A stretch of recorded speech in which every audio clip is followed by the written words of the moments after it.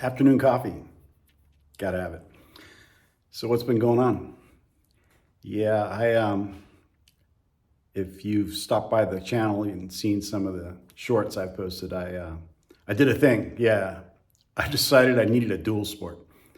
Now, I do have a couple of bikes. I have a KLX 300R, I have a GS 1250, and a Himalayan.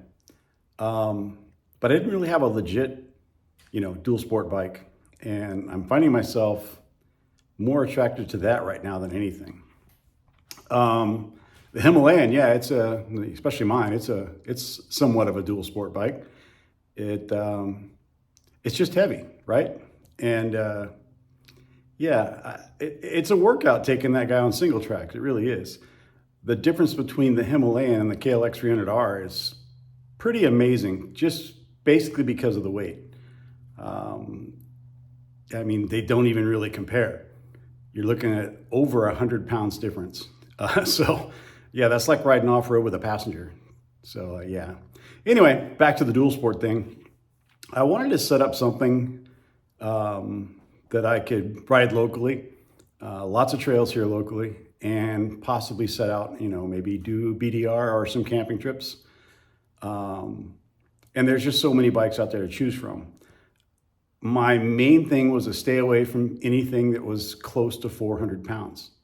And so that kind of puts a limitation on some things. You've got, if you want to spend a lot of money, you could get a KTM, obviously, or Husqvarna or something like that and stay way below 400 pounds. But the other thing was I wanted to keep it, $5,000, $6,000 total investment.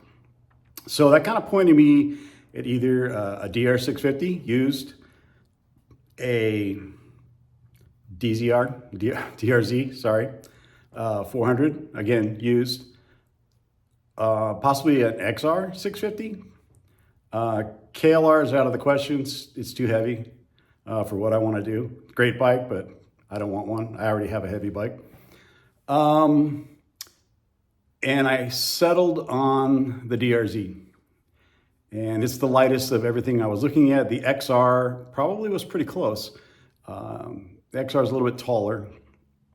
But XRs and DRs used are very expensive here.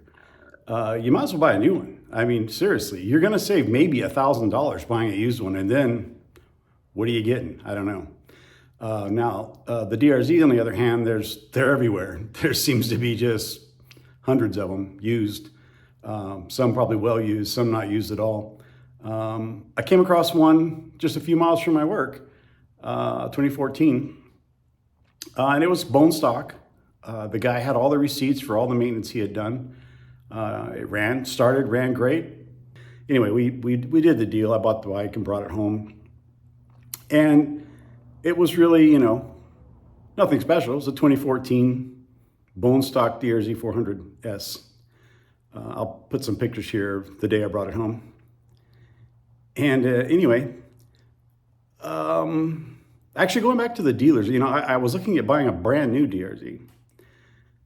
The dealers here are very frustrating, and I'm sure they're like this all over the country, but they advertise the bike for $69.99.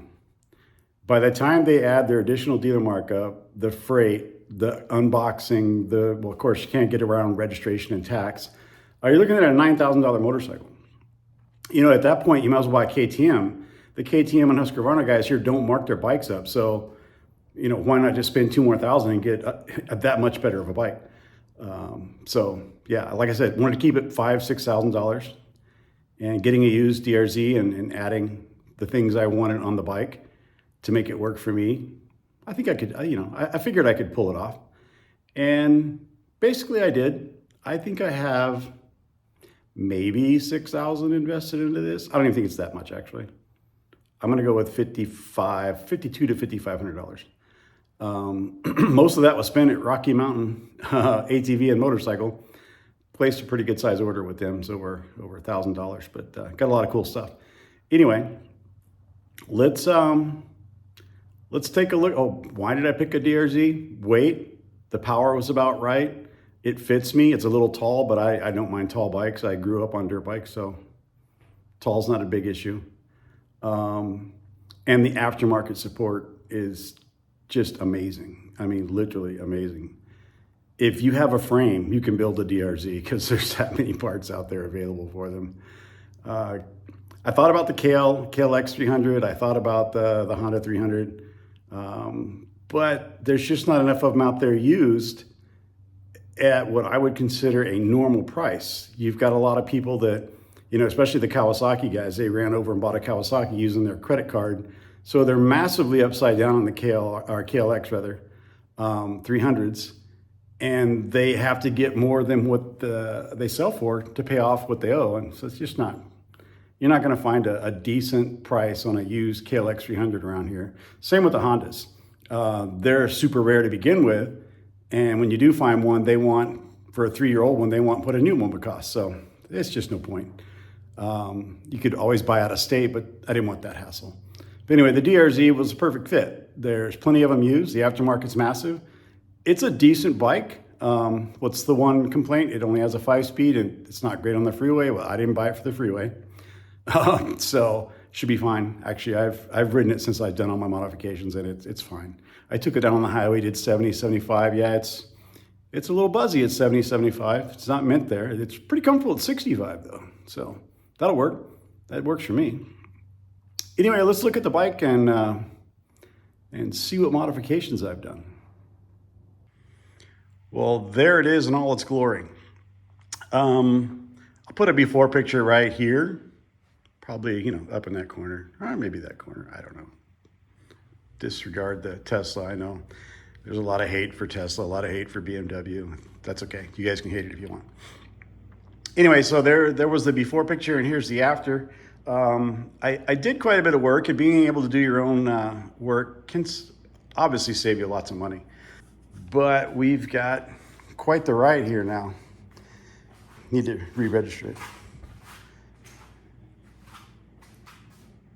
I did have the second part of the decal set or graphic set on the gas tank, but it wasn't gonna stay. It started coming off, so I just went ahead and peeled it off. I'll put a picture here with the full graphics kit. So, I mean, it's kind of cool to have the, what is this, Acerbis? I don't know. Anyway, it's cool to have the natural color tank so you can see the fuel level anyway. But yeah, this is it. And let's start with modifications. I stuck with the original plastics. They were a little banged up. So I cleaned them up really well. That was the main thing, right? It took me 2 days to get this guy clean enough to actually start to work on the bike even, because I wanted to check the, wanted to check the oil, wanted to check the valve adjustments, everything, right? I think there was so much oil on this side all over here. I'm assuming that seal went bad at some point. So I ordered a new seal and collar and I replaced it anyway, but I think he had already paid someone to replace it. They just didn't bother to clean the bike up. But anyway, new seal now. There's a new chain of sprockets. So no more oil leak. I've been riding it around and yeah, so far, no more oil leak. So yeah, anyway, the factory plastics were a little scratched up. I spent some time cleaning them up. And then I applied the graphics kit. I think the graphic kit was on Amazon. It might have been $70. I don't know. I probably could have bought all new plastics for what I spent on the graphics kit, but I would have had to get a graphics kit anyway, or just have a plain black bike. But anyway, after the graphics were put on, I used this stuff. Pretty amazing stuff. Makes everything almost look new again. So let's start with mods from the front, or actually items that I did, not necessarily modifications. Let's start first with the front. Put a TUSK D Sport on the front. The front tire was basically worn and it wasn't anywhere near off-road capable. So yeah, those got replaced. The fork seals look good. I replaced the gaiters because the originals were dry rot. I checked the fork seals. I poured out all the fork oil and I added, what did I put in there? I think some tin weight. And so new fork oil, new gaiters, new front tire, degreased, cleaned all that up. Remounted the fender along with this aux light mount here. So in the future, if I decide I want some lights, I've got a place to put them. Mounted a Tugger here. The headlight I put from TUSK, or from Rocky Mountain, it is a TUSK actual part, is the LED headlight. She's pretty bright, works pretty good. I haven't taken her out at night, but yeah, it does its thing. For now, we're sticking with the factory turn signals. I do have some LEDs. We'll ride it, see what happens. We've got bark busters with the storm guards. We've got double take enduro mirrors. And coming around to the back side of the steering here, we've got 25 millimeter risers from TUSK. We've got TUSK aluminum bars, giant loop, handlebar bag. Got a quad lock with a vibration dampener here. Let's see, what are we missing on this side? Oh, yep, we did a skid plate. We put the extra aluminum plates on both sides for a little beef up on the magnesium side covers. We mounted a 3.9 gallon Acerbis gas tank. We got a Seat Concepts low seat. We have a TUSK rear rack. We have a tail tidy, I think also from Rocky Mountain. We have a FMF slip-on. The Moscow Moto heat shield came with my Moscow Moto bags. We have TUSK foot pegs. And let's go around to the other side. I mounted an auxiliary charge port, which can be used to either power a USB or charge the battery.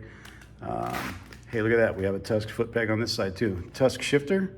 Here's the armor plate for this side. No more vacuum petcock. We just have on-off reserve, as it should be. Added a JD jet kit, which new needle, main and pilot, and drilled out the plug and adjusted the idle mixture screw. Airbox mod was done. Instead of cutting a 3x3 hole, I drilled, I think, 9 or 10 3/4 inch holes with a uni-bit.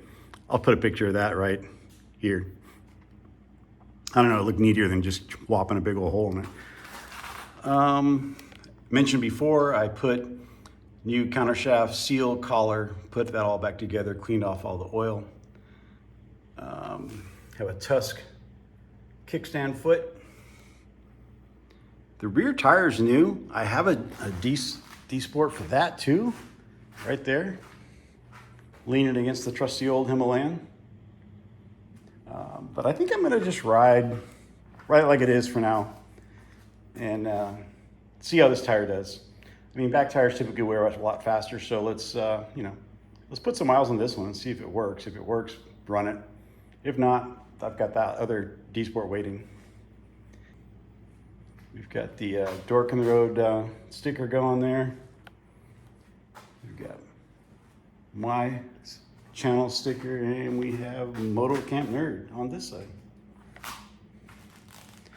Oh, remove the canister system because there's no, well, I shouldn't say there isn't a vent. There is actually a vent, but it's dirt bike style. It doesn't go out the bottom into a canister. So remove that, all the associated tubing. Still got the helmet lock. I don't know what I'm gonna use that for. Maybe to lock a helmet, but I'm not sure. I might build a metal strap that goes from like here down to here, just behind here, to help hold this out for when I might throw some bags on here if we do some camping in the desert. I test fit my Moscow Moto setup on here, and it actually fits pretty good. I'll put that picture right about here. I put these these are usually used for tie downs on the forks.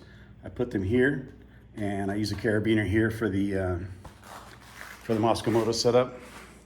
They don't stick out enough to be a problem. Of course, that's not an area where you want things to stick out. It's not really sticking out any farther than the brake on this side. And, you know, it does stick out a little bit on this side, but I always wear boots, so shouldn't be an issue.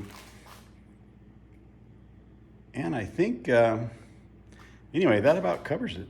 And if any of you are wondering, I mean, there's a million videos out there on doing a DRZ400 jet kit and airbox mod. I'm not a huge fan of messing with airboxes because, you know, my experience, 90% of the time, you mess with an airbox and you're gonna lose some low end and some of your mid-range.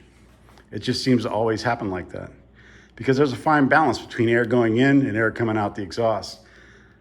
I think it works so well on the DRZ, the 400S and SM, because all they really did was mimic the off-road model, the DRZ400, I believe it was E, and it had, you know, a 3x3-inch intake opening up top, and they copied or mimicked the jetting from that bike when they recommend the mod, and it really works well. I don't know what exhaust is on the E model, but I went with the FMF. It's power core. I've got a spark arrestor in it. It's a little loud, but it's not too bad.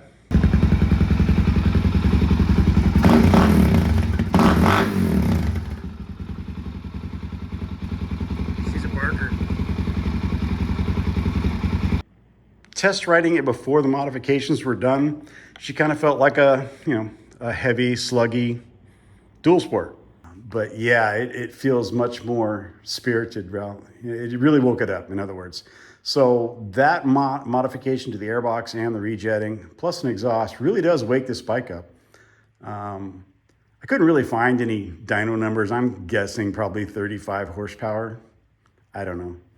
I don't even know what they have stock, but just by the feel of things, you know, comparing it to my KLX 300R and my son's KTM 500, and some other bikes that I've had, it's somewhere between 30, 35 horsepower maybe. That's what it feels like. It seems to have decent torque. So I didn't lose any mid-range, and I don't think I lost any bottom end with the airbox mod and the jetting. So I was happy with that. The throttle response is really good. But yeah, there it is. My trail and possibly camping bike or BDR and or riding in the desert machine for the summer. I might even commute to work on it. I only have a short stretch where I have to do 65, 70. Most of it's twisty mountain riding, so it should be fine. Definitely have the fuel capacity now for that. But yeah, it's, I mean, we came out with, let's see, bike was 4-ish. I'm gonna guess another less than 1,500 in parts to bring it to where it's at right now. So $5,200 to $5,500 versus a $9,000 new bike that would need 90% of this done to it anyway. I think it's just fine. Oh, and by the way, the valves were within spec. I did check those when I had it all apart. I think when he took it in for a service, he had that done because they did chain, sprockets, rear tire, and I'm gonna guess they did the seal behind the front sprocket, the countershaft sprocket. The oil is new, the filter looks new. I took this all apart. So yeah, even the fork oil, when I took it out, for a bike that had 18,000 miles on it, the fork oil looked new. So I'm guessing that was replaced at some point too. It didn't look like an 18,000 mile fork oil. At least I have a bike now that I can ride with. My wife's got a little dual sport I made her. It's a little KLX 140 with a 170 big bore kit that we made street legal. Let me grab it and put it out here next to this guy. Yeah, so this is my wife's little KLX 140, big wheel version. I think the rear suspension is stock. Stock shock is pretty good on the big wheel version, so didn't bother changing that out. It does have a KX 100 front fork set up on it.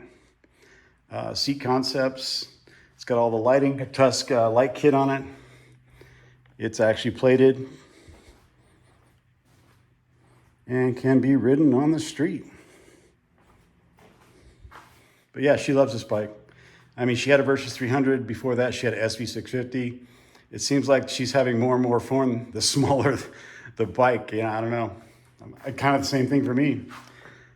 Lightweight has some definite benefits. This little guy only weighs like 200 pounds, I think. Maybe 215, which for what it is, isn't really that light, but it's not bad. But yeah, she's a good runner. 170cc big bore kit with a high compression piston, so this guy has to run 91 octane. Stock carburetor, stock head pipe, but with an FMF Power Core slip-on exhaust, and I jetted it. For that exhaust, we put some lowering links on the back, and I think I have the front tubes slid up a little bit, yeah. I custom 3D printed some fork travel limiters to put inside those shocks when I rebuilt them.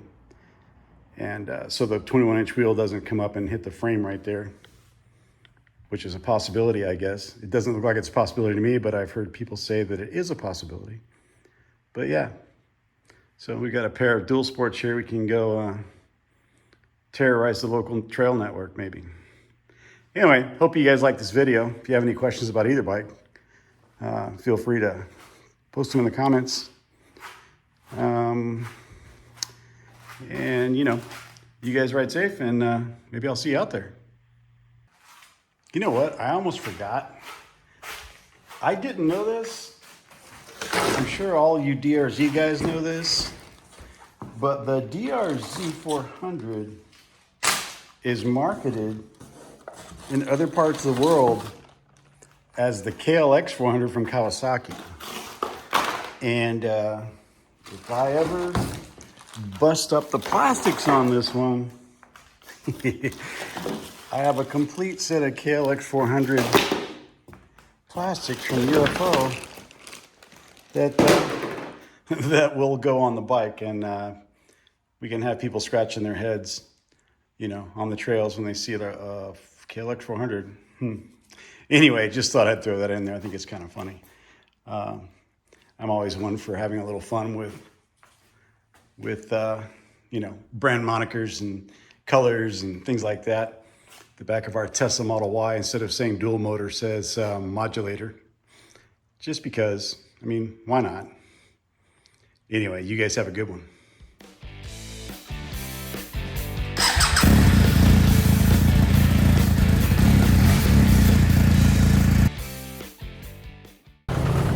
Target locked.